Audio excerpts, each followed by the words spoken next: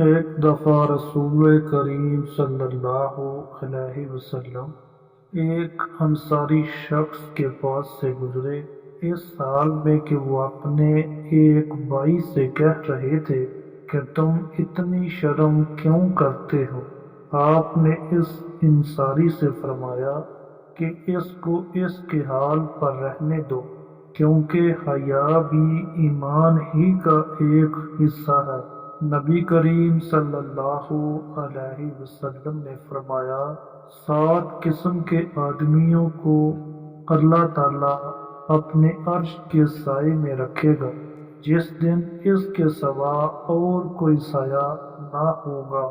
انصاف کرنے والا حاکم، وہ نوجوان جو اللہ تعالیٰ کی عبادت میں جوان ہوا ہو، وہ شخص جس کا دل ہر وقت مسجد میں لگا رہے۔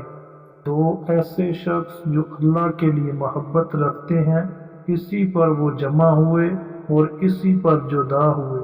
ایسا شخص جسے کسی خوبصورت اور عزت دار عورت نے بلایا لیکن اس نے یہ جواب دیا کہ میں اللہ سے ڈرتا ہوں۔ وہ انسان جو صدقہ کرے تو اسے اس درجہ چھپائے کہ بائیں ہاتھ کو بھی خبر نہ ہو کہ دائیں ہاتھ نے کیا خرچ کیا، اور وہ شخص جو اللہ کو تنہائی میں یاد کرے اور اس کی آنکھیں آنسوؤں سے بہنے لگ جائیں۔